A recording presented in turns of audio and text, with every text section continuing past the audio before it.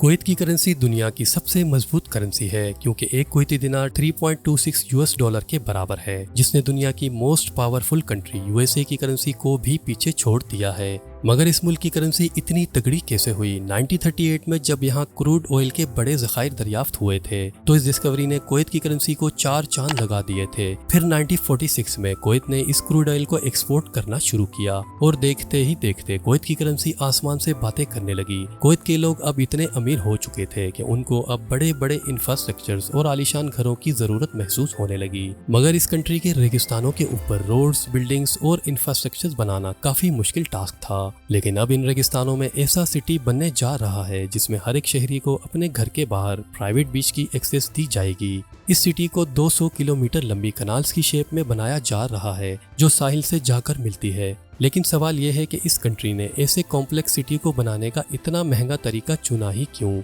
यहाँ की जमीन भी स्टेबल नहीं है और ऊपर नीचे होने की वजह से यहाँ तामीराती काम करना एक बड़े चैलेंज से कम नहीं है। इन सबके साथ साथ एक बड़ा चैलेंज था यहाँ की स्किन जला देने वाली गर्मी। समर सीजन में यहाँ का टेम्परेचर 119 फ़ारेनहाइट से भी एक्सीड कर जाता है और शदीद गर्मी के बाइस यहाँ सरवाइव करना काफी मुश्किल होता है। इसलिए माहिरीन की टीम ने समुंदर के साथ रहने का फैसला किया और ये जरूरी भी है क्योंकि सी एटमॉस्फेयर गर्मी को कम करता है और हवा के दबाव को यकीनी बनाता है। पर्शियन गल्फ जहां दुबई के पाम सिटी ने दुनिया की अटेंशन ले रखी थी, वहीं से नादरन एंड पर सबा अल अहमद सी सिटी का काम जारी था। 1990 में सी सिटी की कंस्ट्रक्शन का काम स्टार्ट हो गया था, मगर कुवैत और इराक की जंग की वजह से इसे रोक दिया गया और बिलाखिर कई साल जाया होने के बाद सन 2000 में कंस्ट्रक्शन दोबारा स्टार्ट कर दी गई, जिसका पहला फेज 2004 में कंप्लीट हो चुका है। मगर इस सिटी को फुली कंप्लीट और फंक्शनल होने में 25 साल का वक्त दरकार है और अब 200 किलोमीटर लंबी कनाल्स को डिजाइन करना और यहाँ 2.5 लाख लोगों की जगह बनाना इंजीनियर्स के लिए एक बहुत बड़ा चैलेंज बन गया है।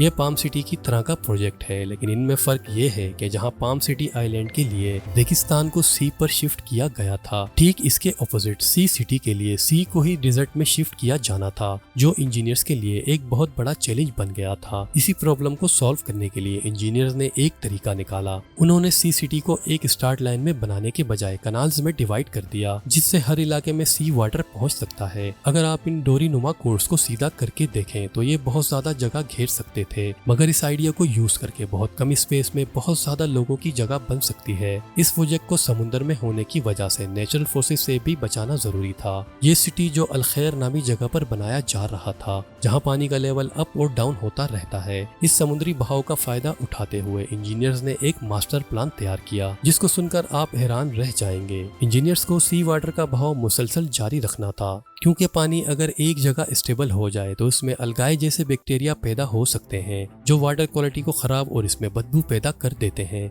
लेकिन ये जितना आसान लगता है उतना है नहीं। इंजीनियर्स को ये भी ध्यान में रखना था कि पानी का बहाव ज्यादा नहीं होना चाहिए, जिससे बिल्डिंग्स और इसमें रहने वाले लोगों को कोई खतरा हो सकता है। इन मसाइल से निपटने के लिए इंजीनियर्स ने एक कंप्यूटर मॉडल तैयार किया। प्रोजेक्ट साइट पर हवा की रफ्तार और डायरेक्शंस का डेटा कलेक्ट किया गया। इस डेटा के साथ साथ एक एस्टीमेट कंप्यूटर मॉडल भी बनाया गया जो वर्चुअली वाटर की नेचर और इसकी डायरेक्शन को बताता है। इस कंप्यूटर मॉडल से मालूम हुआ कि इस सिटी के कुछ चैनल्स में पानी का बहाव बहुत ज्यादा है, जिससे बीच पर मौजूद सैंड आहिस्ता आहिस्ता कम होती जा रही है। इसीलिए यहाँ पानी के बहाव को स्लो करने के लिए इजाफी चैनल्स बनाए गए जो कोस्टर इरोजन यानी रेत के पानी के साथ बह जाने को कम करने में मददगार साबित होते हैं। कंप्यूटर मॉडल पर देखा जा सकता है कि कई जगहों पर वाटर फ्लो बहुत कम है, जिससे वाटर क्वालिटी खराब हो सकती है। इस प्रॉब्लम को सॉल्व करने के लिए बड़े बड़े पंपिंग स्टेशन लगाए जा सकते हैं जो वाटर फ्लो को स्टेबल कर सकते हैं, मगर इन पंपिंग स्टेशन को चलाने के लिए बहुत ज्यादा एनर्जी की जरूरत थी और इसी प्रॉब्लम को सॉल्व करने के लिए एनर्जी बचाने के लिए इंजीनियर्स ने एक और आइडिया पेश किया। वाटर को नेचुरल फोर्सेस की मदद से एडजस्ट किया जाए जिसमें खर्च बिल्कुल भी ना हो। अब आप सोच रहे होंगे कि कैसे नेचुरल फोर्सेस को यूज करते हुए पानी के बहाव को तेज किया जाए। वेल, इसका जवाब बहुत इंटरेस्टिंग है। इस मुश्किल से निपटने के लिए इंजीनियर्स ने टाइडल गेट लगाने का फैसला किया। इन गेट्स की मूवमेंट वाटर प्रेशर पर डिपेंड करती है। कंप्यूटर मॉडल में देखा जा सकता है कि ये गेट्स ऊंची लहरों और वाटर प्रेशर की वजह से खुल जाती हैं और जैसे ही प्रेशर कम होता है ये गेट्स ऑपोजिट वाटर प्रेशर की वजह से बंद हो जाती हैं। ये आइडिया इतना कमाल का था कि जब गेट्स बंद होते तो इनके पीछे water pressure Aahista Aahista develop होता जाता और एकदम प्रेशर बढ़ते ही ये गेट्स खुल जाते, जिससे रुका हुआ पानी भी फ्लो कर जाता और वाटर प्रोसेस चलता रहता। इस तरह से ये प्रोसेस मुकम्मल सेल्फ रेगुलेटिंग बन गया, क्योंकि इसमें किसी भी तरह की एनर्जी यूज नहीं हो रही थी और टाइडल गेट्स ने वाटर फ्लोइंग को आसानी से बेहतर बना दिया था। सन 2000 में इस प्रोजेक्ट पर जोरों शोर से काम शुरू हो गया था और 2004 में इस प्रोजेक्ट का एक पार्ट मुकम्मल तौर पर पानी से फिल हो गया था। पर्शियन गल्फ अब दुनिया की अटेंशन का मरकज बन चुका है। सबा अल अहमद सी सिटी से पहले यहाँ दुबई का पाम जमेरा और पाम जबल अली आइलैंड जैसे बड़े प्रोजेक्ट्स ने दुनिया की तवज्जो को अपनी तरफ माइल कर रखा है। वही सी सिटी के इस डिजाइन ने भी दुनिया को हैरान कर दिया है, जिसे इंजीनियर्स ने डिजर्ट टू सिटी में शिफ्ट करने के बजाय सी को ही डिजर्ट में शिफ्ट कर दिया। पाम सिटी पर नजर डालें तो यहाँ सी वेव्स को रोकने के लिए एडिशनल कोस्ट लाइन बनाई गई है, जो सी वाटर को आबादी तक आने से रोकती है। वही सी सिटी में एडिशनल चैनल्स बनाए गए हैं जो पानी को फ्लश करते और साफ करते हैं। इतने बड़े इलाके को चेंज करना इंजीनियर्स के लिए एक बहुत बड़ा चैलेंज है। इन चैनल्स को बनाने के लिए हजारों घंटों की खुदाई करना और फिर मटेरियल को बाहर निकालने में हजारों घंटों की मेहनत दरकार है और फिर यहाँ 2.5 लाख लोगों की जगह बनाना और उनकी रोजमर्रा की चीजों की सप्लाई को मुमकिन बनाना वाकई एक मुश्किल काम है। सबा अल अहमद सी सिटी का ये ड्रीम प्रोजेक्ट कुवैत की हुकूमत के लोगों और इसे बनाने वाले इंजीनियर्स के लिए बहुत बड़ा चैलेंज है, जो आने वाले सालों में कंप्लीट हो पाएगा। उम्मीद तो यही की जा सकती है।